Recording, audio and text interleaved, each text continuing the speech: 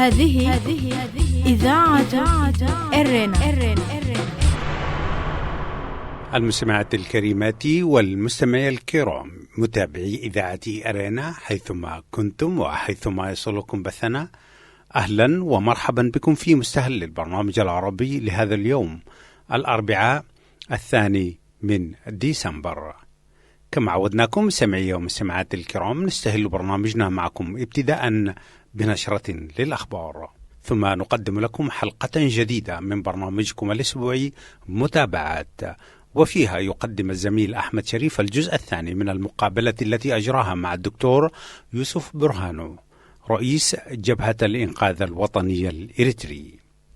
قبل المقابلة مستمعات الكريمات ومستمعي الكرام، أقدم لكم نشرة للأخبار فيما يلي أبرز عناوينها. رئيس الوزراء الإثيوبي يقول بأن قوات من المعارضة الإريترية قاتلت إلى جانب جبهة تيغراي. وزير الخارجية الأمريكي يطالب بحل النزاع في إثيوبيا بالحوار. أخيرا، الموت يغيب الفنان السوداني الكبير حمد الريح. كانت مستمعات الكريمات ومستمعي الكرام تلكم عناوين النشرة، وإليكم تفاصيلها من إذاعة إرنا الدولية من باريس. إذاعة إرنا، صوت مستقل لإريتريا. في التنوير المطول الذي خصصه رئيس الوزراء الإثيوبي أبي أحمد لأعضاء المجلس الاستشاري الإثيوبي، قال بأن قوات من المعارضة الإريترية المتواجدة في تيغراي شاركت في المعارك إلى جانب قوات الجبهة الشعبية لتحرير تيغراي، ولكنه لم يسمي هذه القوات أو المنظمات التي تنتمي إليها. وأشار رئيس الوزراء أيضا إلى أن كل من إريتريا والسودان وجيبوتي والصومال وكينيا دعمت موقف الحكومة الفيدرالية في حملتها ضد الجبهة الشعبية لتحرير تيغراي.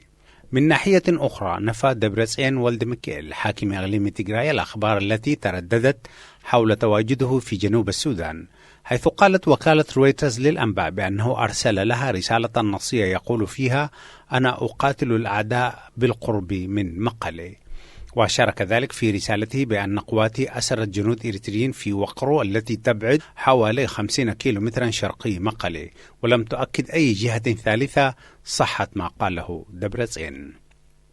طلب وزير الخارجية الأمريكي مايك بومبيو في اتصال له مع رئيس الوزراء الإثيوبي بحل النزاع في إثيوبيا سلميا وتجنيب المدنيين آثاره المدمرة. وقال بيان للخارجية الأمريكية أن بومبيو أكد متابعته لإعلان الحكومة الإثيوبية إنهاء العمليات الحربية في 28 من نوفمبر الماضي في الإقليم، إلا أنه جدد قلق بلاده البالغ من استمرار الأعمال العدائية والمخاطر التي قد تترتب من الصراع على المدنيين.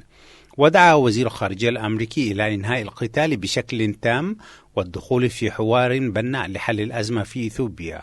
وأكد كذلك استعداد الولايات المتحدة ومبعوثي الاتحاد الأفريقي والشركاء الدوليين الآخرين للمساعدة في الحوار والمصالحة.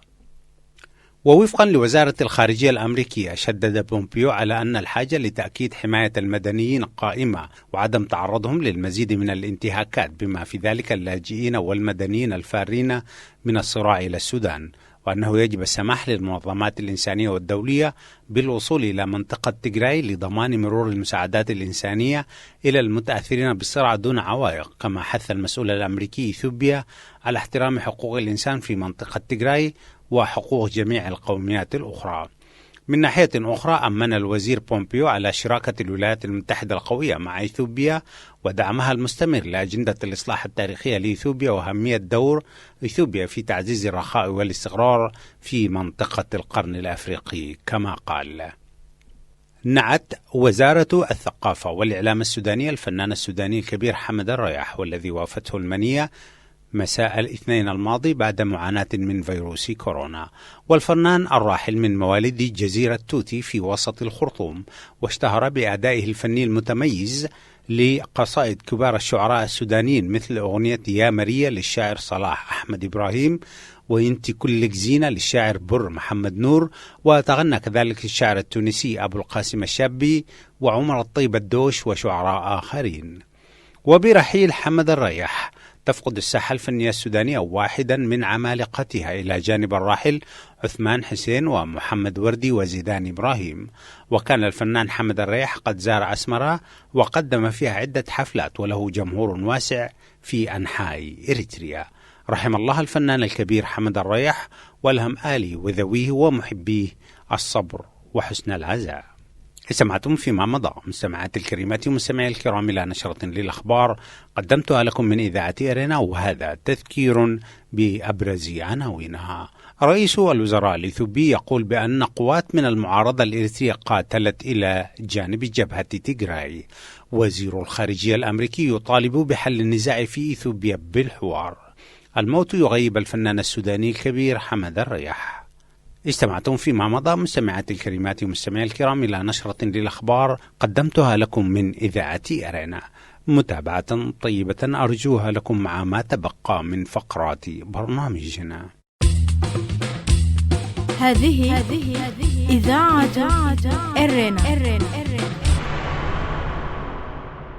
مستمعين الكرام، تحية لكم مجددة من إذاعة إرينا الدولية في باريس، ونكمل ما بدأناه من حديث مع الدكتور يوسف برهانو رئيس جبهة الإنقاذ الوطني الإريتري. مرحبا بك دكتور للمرة الثانية في إذاعة إرينا الدولية من باريس. أهلا وسهلا، شكرا يا أستاذ. شكرا لله، شكرا لك حبيبنا دكتور يوسف. دكتور يوسف، كل المؤشرات تدل على أنه هذا النظام الدكتاتوري ومجموعته الذين يعدون بالأصابع يعني دخلوا البلد في نفق مظلم، ويعني نمر بمرحلة خطيرة جدا جدا. خطورة هذه المرحلة كيف تصفها دكتور يوسف برهانو؟ طبعا في تقديري يعني القضية هي قضية واضحة. يعني اليوم للأسف الشديد يعني ما في دولة في إريتريا، ما في حكومة في إريتريا، بمعنى أنه ما فيش مؤسسات، لا برلمان ولا دستور ولا إلى آخره.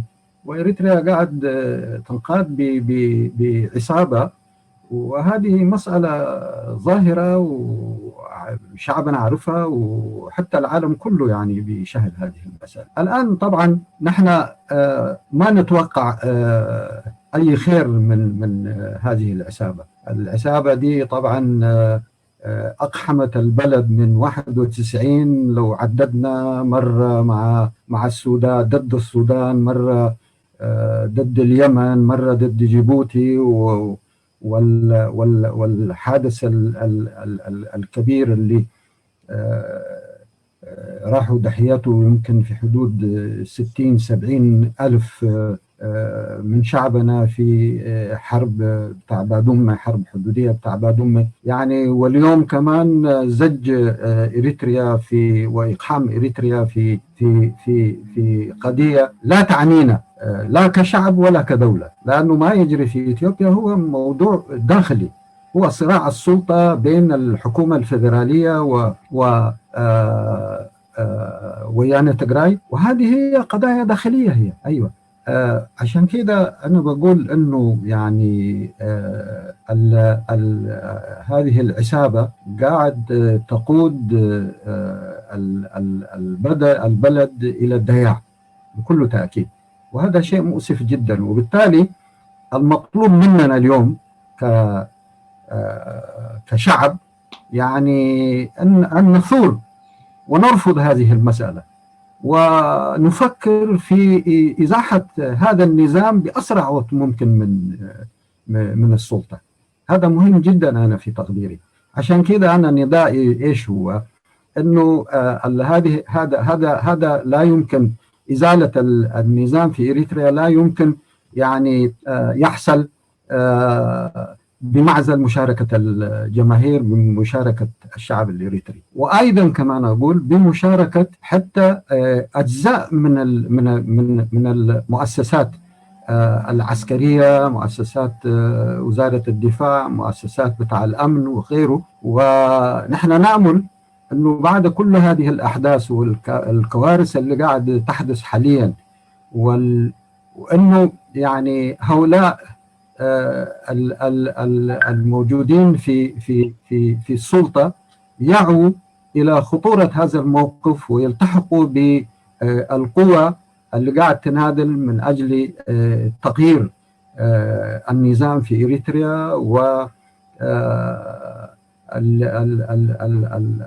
واللي قاعد تنادل من أجل يعني أن تسود الديمقراطية في إريتريا ويسود القانون. أنا أعتقد اليوم نحن مطالبين مسلمين ومسيحيين بدون أي فرز. نحن صحيح المسلم له ديانته، المسيحي له ديانته، لكن الوطن يجمعنا والمسؤولية هي مسؤولية مشتركة، وبالتالي نحن يجب أن نحترم بعضنا البعض. والإفرازات الثانية دي أنه القضايا القبلية والقضايا التناحر القبلي والتناحر الإقليمي ده كالجزائر وسرايا حماسين، أنا أعتقد أنه مفروض شعبنا اليوم يكون واعي إلى هذه الخطورة ويلتف حول الخط الوطني لإنقاذ السيادة الوطنية الإريترية. هذه إذاعة إرنا. طيب لازلتم سادتي مع إذاعة إرنا الدولية في باريس، وحلقة في برنامج المتابعات. المتحدث هو الدكتور يوسف برهان، رئيس جبهة الإنقاذ الوطني الإريتري. دكتور، فيما يتعلق بندائك وحديثك إنه الشعب لا بد أن يثور، لا بد أن يزيد من جرعة المواجهة ويرفع من وعيه، لمن يقول إنه ما هو المسائل دي الناس قاعد يشتغلوا فيها، يعني بمعنى شنو؟ يعني من خلينا نقول من 91 من ال 98 بالذات بعد إدخال إريتريا في حرب تحت بين قوسين بادمة وغيرها، والآن برضو المعارك هنا، وإريتريا أصبحت كما تتابع في الإعلام هدف سواء كان من هذا أو ذاك، بمعنى شئنا ما بين إريتريا مقحمة في هذا الصراع الإثيوبي بإرادة وفعل وشيطنة النظام الموجود أو المجموعة الموجودة في أسمرة. البديل يعني، والناس ما قادرة تعمل حاجة يا دكتور، ففي تقديرك يعني إنه بالمتابعة وتقييمك لكل التحركات اللي كانت موجودة ضد المجموعة ولم تفلح يعني، فمطلوب مننا نغير الشكل والأسلوب. كيف يا دكتور؟ أو نصيحتك شنو؟ طبعا نعم تقريبا يعني هذا السؤال هو سؤال مركزي، سؤال مهم جدا. أنا في تقديري أنا عايز قبل كل شيء أقول يعني أنا طبعا يعني أفنيت حياتي في النضال أكثر من 50 سنة من أيام وأنا طالب وغيره. نعم. وحتى في أحنك الظروف لن يعني زي ما تقول يعني ما حصل إنه قطعت أمل. يعني أنا دائما متفائل وأشوف إلى الأمام، وأقول إنه حتى في أوقات الصعوبة أحب دائما يعني أنظر إلى الأمام، وبالتالي اليوم مطالبين نحن أنه ننظر إلى الأمام. وأنا واثق جدا أنه هذه الفترة العسيبة ممكن الناس حتتجاوزها. فأعود إلى سؤالك أستاذ أحمد. أول حاجة الإشكالية الكبيرة اللي قاعد تواجهنا شنو هو؟ زمان إحنا كنا ننادل ونقاتل عدو خارجي اللي هو كان أيام هايلي سلاسي، وبعدين جاء منغستو وغيره، والالتفاف بتاع الشعب الإريتري بصرف النظر لو كان هو في صف الجبهة التحرير أو في صف الجبهة الشعبية أو صف قوات التحرير أو إلى آخره، لكن الهدف كان هدف أساسي رئيسي الناس كلها متفقة حوله لتحرير إريتريا. أهلا وسهلا. بعد 91 الخريطة السياسية تغيرت يا إخواننا. أيوة الخريطة اتغيرت. هذا النظام اللي نحن اليوم قاعدين نتهمه، هذا النظام الرجعي، هذه المافيا عندها قطعة كبيرة من الشعب الإريتري تسانده. دي قضية مركزية وأساسية، هي كبيرة. نعم. طيب في الوقت الحاضر يعني العدو ما أصبح عدو خارجي، هو عدو إريتري. اللي امبارح كان ينادل في صف الكفاح المسلح ووصل إلى السلطة، وهسه قاعد يمارس سلطته على الشعب الإريتري. هذا متفقين فيه، لكن عنده سند جماهيري، عنده سند. هذه هي العائق الكبير أنا في تقديري. هذا واحد. عشان كده لكن اليوم في إطار التطورات الموجودة وفي إطار 27 عام لما نيجي نقيم ذاتية هذه الزمرة الحاكمة في إريتريا، الكثير والكثير أيضا في من كانوا يساندوا هذا النظام اليوم في تراجع كبير. ولكن أقول ليس بالكافي. نحن مطالبون اليوم كشعب إريتري، سواء كان تنظيمات أو أحزاب أو مجتمع مدني أو شخصيات وطنية، الشباب والمرأة، كلنا أنه نصف في صف واحد. يعني نحن على سبيل المثال، يعني لو جينا في اسمي أنه في المجلس الوطني، والمجلس الوطني فيه تقريبا حوالي يمكن قريب ل20 تنظيمات سياسية. طيب هل في داعي ل20 تنظيم سياسي؟ أنا بقول لا. طيب إيش الممكن اللي احنا نقدر نعمله؟ أهم حاجة هو أنه القيام بهذه المزلة الجامعة. هذا شيء إيجابي، لأنه في إطار هذه المزلة الجامعة التنظيمات، سواء كانت تنظيمات أو سواء كانت الحركات أو سواء كانت الأحزاب السياسية، يعني يكون في بيناتها تقارب وتفاهم وصولا إلى تكوين جسد واحد. وهو ده ماشي أنا في تقديري، وهذا شيء مهم جدا. وأنه في تنظيمات في مؤطرة تحت المجلس الوطني أدركت اليوم أنه يعني تعددية التنظيمات ما حتفيدنا، وبالتالي بقدر الإمكان كل التنظيمات اللي عندها يعني برامج سياسية متقاربة أن يفكروا في تكوين جسد واحد. هذا من ناحية. من ناحية أخرى علينا أيضا زي ما ذكرت في كمان أيضا قوى برا من هذا المجلس، وفي قوى جديدة كمان ناشئة اللي هي في إطار المجتمع المدني. أنا أعتقد يعني المجلس الوطني حيتخذ خطوات سريعة لفتح قنوات مع كل الأطراف الإريترية حتى نتمكن أن نفكر مع بعض ونركز يكون في تركيز أساسي لإسقاط الدكتاتورية في إريتريا. أنا أعتقد هذا هو الهدف المركزي والرئيسي. والمسألة الثانية هو فتح قنوات أيضا مع الداخل. والنقطة الثالثة زي ما ذكرت في بداية حديثي، نحن نطلب ونرجو أيضا أنه المسؤولين المتواجدين في سواء كان في الجيش أو في الأمن، يعني هؤلاء أيضا يعني يصفوا في صالح الشعب الإريتري. أنا أعتقد في دلائل كثيرة. ما هي الدلائل؟ وفي أيضا محاولات فشلت قبل كده، مثلا حركة بتاع فورتو دي كانت واحدة، والثانية وراها كانت المسألة بتاع أكريا الشهيد عمنا موسى.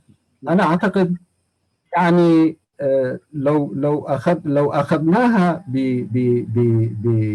باسمي دي زي ما بتقول يعني في upgrading بتاع، لأنه أي تطور سياسي عنده سقف. أي تطور سياسي أنت مثلا ما ممكن توصل إلى تطور معين فجأة كده، لكن أنت تبني عليه. عشان كده يعني حركة فورتو واحدة واثنين بتاع أكريا وفي كمان حركات كثيرة تانية ما الناس ما سمعت عنها. أنا أعتقد في حراك حتى في داخل المؤسسة العسكرية والأمنية في البلد، وبالتالي يعني الحركة في الداخل والحركة من برا هم دول اللي يستطيعوا ويتمكنوا إيجاد التغيير في إريتريا. عشان كده أنا في تقديري مهما طال الزمن يعني نحن مفروض ما نيأس على الإطلاق، ما نيأس. وخاصة اليوم أنا بقول يعني أنه شعبنا أصبح واعي، يعني حتى بالتطورات الجديدة دي، أنه التحالفات الجديدة اللي سامعينها ومواقف بتاع إساياس اتجاه إثيوبيا والمحاولات اللي قاعد يعملها. وأنا أعتقد وحتى التعليق من بالذات الجانب بتاع الأمهرة اللي هم معادين إلى استقلال إريتريا اليوم، كون يطلعوا بصوت عالي ويتحدثوا ويقولوا والله نحن لازم نعود إلى عسب، وعسب إلنا ومسوع إلنا والمنفذ في البحر وإلى آخره. أنا أعتقد القضايا دي كمان أيضا قاعد تحرك الشعور الوطنية في الإريتريين بكل تأكيد. وبالتالي علينا نحن كلنا مثقفين وتنظيمات ومجتمع مدني كبير وصغير نركز على هذه التطورات الماشية حتى نستطيع مع بعض أن نحسم الصراع في صراع السلطة في إريتريا. أنا أعتقد هذا هو، خلونا نفكر يعني بطريقة إيجابية بدون استسلام. شكرا. جميل جدا دكتور يوسف برهانو، رئيس جبهة الإنقاذ الوطني الإريتري، في حديثك العميق جدا جدا يا دكتور. ودائما طبعا فتح القنوات مع الداخل والرهان على الداخل هو مهم، وهذا المجموعة بتصرفاته وحماقته وتسوق نفسه إلى شر أعماله، وهذه الممارسات كلها هي خصما عليها ما في شك. وأشرت إلى عدد من المبادرات أو المواجهة بالداخل مع النظام تحديدا يعني، ومنها كمان برضو زي ما ذكرت في حاجات ما مذكورة لكن في الحراك موجود. وكل ما اتضحت يعني معالم هذا النظام وهذه المجموعة في وتآمرها على المشروع الوطني، كلما حركت الوعي وكأنه المسألة ماشي بتكبر. نحن في هذا الإطار دكتور أنا عايزك توجه رسالة إلى الشعب الموجود في الداخل، في نفس الوقت برضو إلى قوات الدفاع الإريترية الوطنية. نحن طبعا ننظر إلى هذه القوات الدفاعية صمام الأمان للمحافظة على سيادة البلاد وكرامته وصون استقلاله وما إلى ذلك. فما هي رسالتك دكتور يوسف برهان ونحن في خواتيم هذا اللقاء تقريبا؟ أولا أنا أشكرك جزيل الشكر، وأنا أعتقد يعني هذه هي واحدة من الوسائل لإيصال الصوت صوتنا إلى شعبنا المحروم في الداخل. طبعا كما تعلم الشعب أسير، وهذا النظام الدكتاتوري يعني أغلق كل الأبواب المعرفة، بمعنى لا إنترنت ولا الروادي ولا غيره، يعني محدودة جدا، وإلا يبث هو بس الأكاذيب بتاع النظام، وليل ونهار يحاول بقدر الإمكان أن يعطي صورة غير صحيحة إلى الشعب. لكن اليوم التكنولوجيا أيضا بقت تلعب كثير. زمان كانت السلطات ليس في إريتريا فقط لكن في العالم كلها، والديكتاتوريات كانوا يتحكموا يعني تحكم مطلق. لكن اليوم عبر التكنولوجيا الجديدة الحمد لله نحن لقينا وعندنا يعني منافذ نستطيع الوصول أو إرسال أو إيصال الرسالة إلى شعبنا في الداخل. أول حاجة يعني الحرية لها ثمن بكل تأكيد. يعني الحرية ما ممكن تنزل يعني زي ما يقولوا كاب سماء يزورد منا، يعني ما في حاجة. أنت تنادل. عشان كده يجب على شعبنا في الداخل أن يتحرك. مع كل الصعوبات، مع كل المشاكل الموجودة، مع كل الكبت الموجود، أنا أعتقد يعني شعبنا مطالب أيضا بأن يتحرك.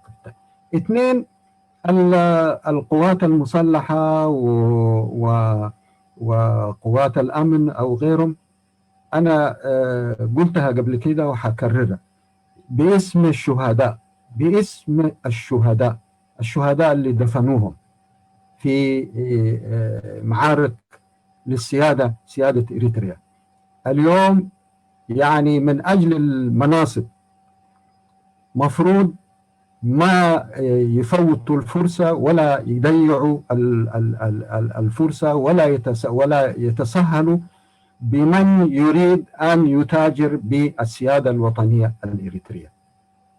هذه مسؤولية تاريخية، وبالتالي نداءهم أنه هؤلاء المتواجدين في الجيش وفي الأمن وفي مواقع أخرى أن يتخذوا ما هو مطلوب ويصفوا في جانب مصلحة الشعب الإريتري. الرسالة الأخيرة هي زي ما قلت، هي بدءا من نفسي أنا ولزملائي في التنظيمات وحركات، وأيضا كل الحراك الوطني الموجود في الخارج، أنه نحن نتناسى مشاكلنا ونتناسى زي ما تقول ننسى الخلافات الموجودة بيناتنا، ونفكر ونركز في شيء واحد: تعجيل إسقاط النظام في إريتريا. أنا أعتقد هي دي الرسالة اللي حبيت يعني أودعها، ولك جزيل الشكر. وأنا والله ما لا يسعني إلا أن أشكرك دكتور يوسف برهان، رئيس جبهة الإنقاذ الوطني الإريتري، لحديثك الطيب العميق وفي نفس الوقت برضو الواضح والصريح.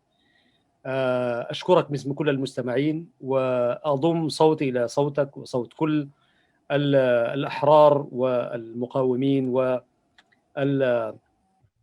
والمعارضين إنه يا جماعة وصلنا للمرحلة اللي يعني خلاص، يعني المسألة أكثر من كده يكون شنو، يعني البلد محتاجة إلى مزيد من وحدة الصف، وإلى مزيد من التنازل عن الخلافات، وفي نفس الوقت الاصطفاف للحفاظ على ما تبقى، للحفاظ على سيادة البلاد وأمانة الشهداء. أشكرك دكتور يوسف، والله يعني أنا ممتن لك وباسم كل المستمعين، يعني لا يسعني إلا أن أجدد الشكر مرة أخرى، وإن شاء الله نلتقي بك مرة ثانية. دكتور يوسف، عندك كلمة أخيرة للإعلام؟ أعتقد كمان الإعلام يحتاج إلى شوية توجيه، إعلام الخارج بالذات يعني. صحيح. فعلا دي نقطة مهمة، أنا كان مفروض أتناولها وأشكرك.